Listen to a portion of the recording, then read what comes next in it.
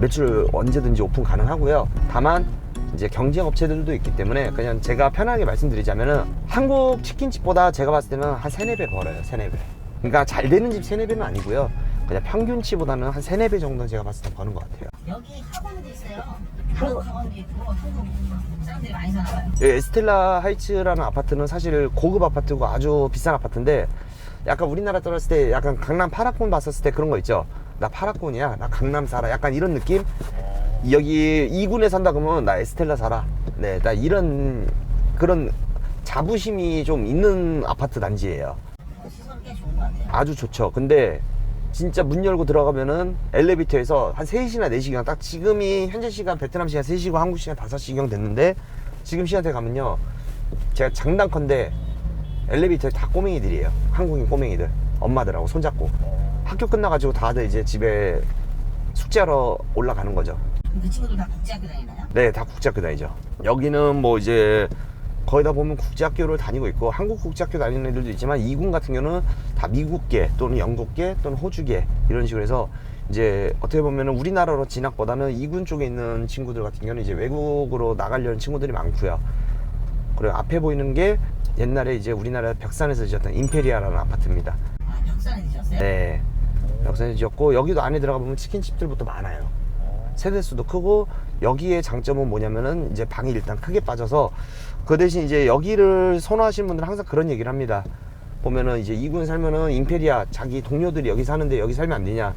근데 맨 처음에는 여기밖에 없었으니까 여기가 좋았으니까 여기만 사는 건데 지금 임페리아보다 좋은 집들이 많아요. 그래서 지금 이 라인대에 보면은 또 음식점들이 저기도 보면 K마켓이라고 있거든요. 네, 있어요. 네, K마켓이 베트남 100대 기업 안에 드는 우리나라 슈퍼마켓인데 K마켓이 있다라는 얘기는 한국인들이 그만큼 많이 산다는 얘기가 돼버리고, 신한은행도 있어요. 네, 신한은행도 있고 옆에 네, 서울델리부터 해서 음식점들이 엄청 많습니다. 있나요? 네, 여기서 한인들이 많이 사는구나. 많이 살죠. 그랩이라고 써있는데 오토바이. 네.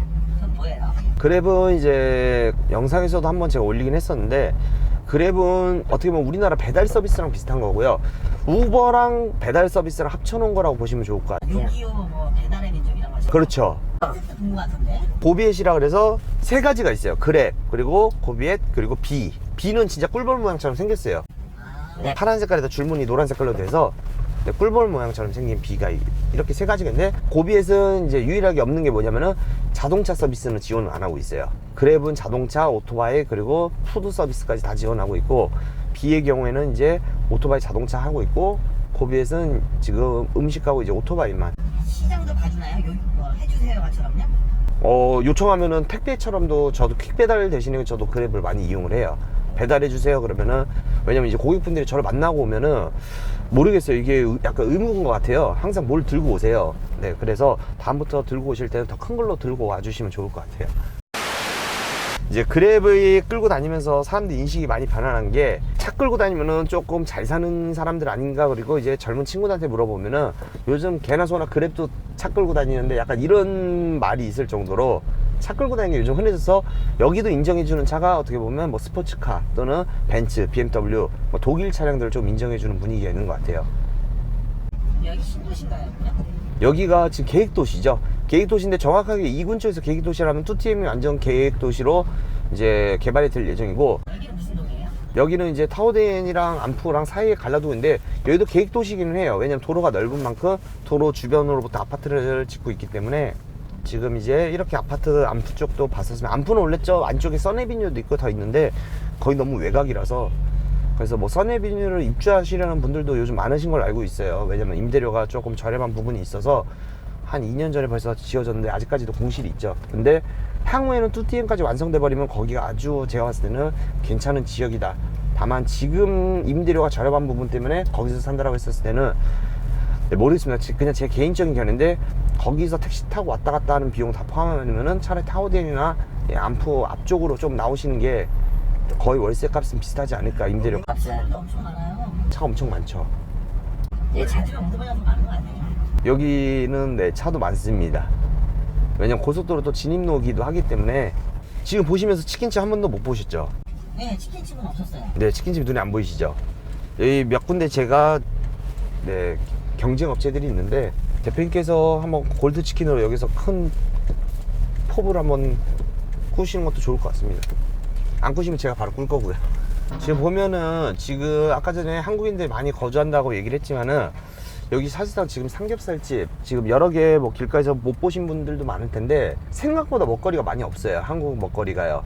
그 대신 이제 주상복합으로 생겼던 아까 전에 에스텔라 하이츠라든지 아니면 빈컨몰에는 요즘 이제 유행하고 있는 게 뭐냐면 이제 뷔페 같은 메뉴들 뭐 떡볶이 뷔페 이런 것들 있잖아요. 두끼 이런 것들. 네, 이런 것들은 좀 많이 들어와 있는데 우리가 떡볶이 뭐 맨날 못 먹죠. 근데 치킨은 맨날 야식마다 시켜 먹잖아요.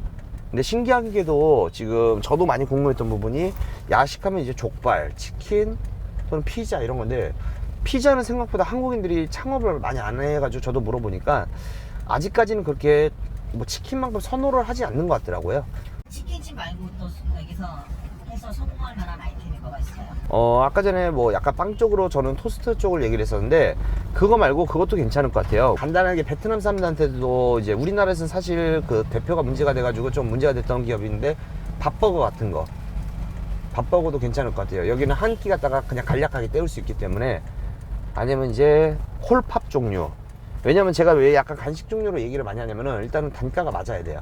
단가가 맞아야 되기 때문에 아니면 조금 괜찮은 거면은 이제 그거는 약간 또 우리나라 국민으로서 추천을 못 하겠지만은 뭐 라면집들도 뭐 아니면 김밥 천국 같은 거 왜냐면 분식료가 괜찮은 거예요? 분식료가 좋죠. 왜냐면은 제가 이거는 영상 보시는 분들은 오해가 없으셨으면 좋겠어요. 특히 우리 교민들 여자 교민분들 뿐만 아니라 주재원분들 여기는 음식을 거의 안 해먹고 사시는 경우가 많아요. 왜냐면 빨리 쉬다 보니까는 그 자녀들이 학교 갔다 왔다 그럼 배고플 거 아니에요. 그러면 막말로 해서 패스트푸드보다는 네, 또 밥을 먹이거나 아니면 좀 좋은 걸 먹이고 싶다라고 했었을 때는 뭐 맨날 치킨 먹을 수는 또 없다 보니까는 뭐 분식류들 해놓으면 또 간단하게 애들 때울 수도 있고 그리고 이 나라 특징이 사실 우리나라 사람들이라면 다들 그럴 거예요. 저도 제 자녀가 있으면 저도 그럴 텐데 이제 학부형들이 거의 다 보면은 이제 약간 매니저가 돼버려요. 매니저가. 그래서 왜냐면은 이제 치안이나 이런 게 사실 우리나라보다는 네, 걱정도 되고 이런 부분 때문에 학교가 끝나면은 이제 마중 나가고 데리러 오고 그리고 애들끼리 놀 때 놀이터에서 놀지는 않아요. 다 집에서 친구네들 집 가서 놀 때 친구들이 왔어요. 자 골드치킨도 보면은요 하루에 한 마리씩 시키는 사람들보다 두세 마리씩 시키는 분들이 많아요. 왜 많을까요? 뭐냐 자녀 친구들이 집에 놀러 온 거예요. 그럼 뭘 내주고 싶죠. 왜냐면 먹을 걸 줘야죠. 먹을 거 안 줘야 애들 노는데 그러면 뭘 시키겠어요? 그냥 편안한 치킨 이런 거 시키는 건데 김밥류들 뭐 이렇게 해서 애들 간단하게 먹여도 좋죠. 그리고 사실 우리나라에서 간단하게 먹을 수 있는 게 뭐 유부초밥이나 이런 건데 유부초밥이나 이런 거 한국에서 넘어오려면은 얼려서 냉동으로 넘어오고 막 이러다 보니까 오뎅도 여기 쉽게 구하기가 힘들어요. 오뎅도 별로 없습니다. 얘네 나라 오뎅은 있는데 이 베트남 나라 오뎅은 그래서 뭐 간단하게 그런 먹을 수 있는 우리나라 약간 요즘 그런 거 있잖아요. 뭐 어묵 이거 돌린 것들 있잖아요. 뭐 그런 것들도 간식류들이 많으면 좋을 것 같아요. 베트남 사람들도 좋아할 것 같고 그리고 항상 창업을 할 때 뭔 생각을 하냐면은 작은 한국 베트남 안에 작은 한국일 수도 있겠지만은 결국 여기는 베트남이다. 한국인 상대로만 했었을 때는 비전이 많이 떨어져요. 그래서 베트남 사람들한테도 팔 수 있는 같은 무엇인가를 같이 공통 주제를 가지고 찾는 게 가장 좋은 것 같아요.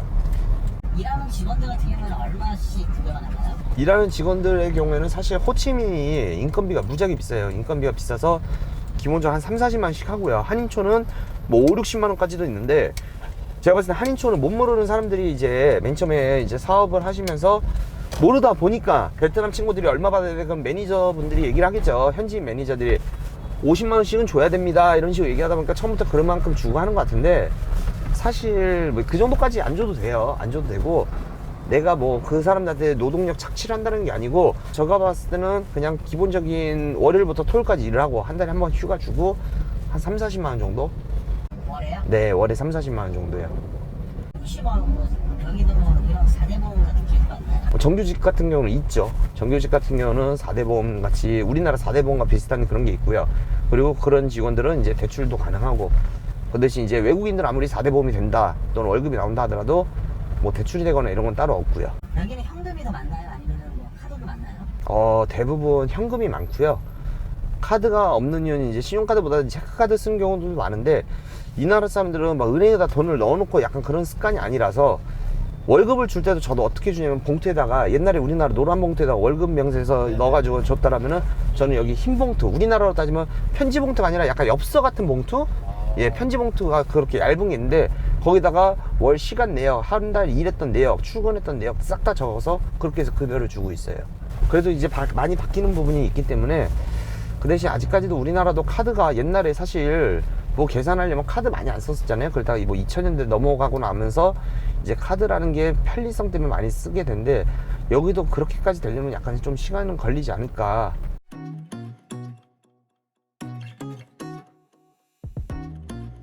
이제 마지막으로 이제 타우덴에 있는 한국인들이 또 많이 거주하는 비스타 아파트를 한번 가보겠습니다. 여기 비스타는 한번 내려서 우리 차 한잔 마시고 한번 둘러보시죠.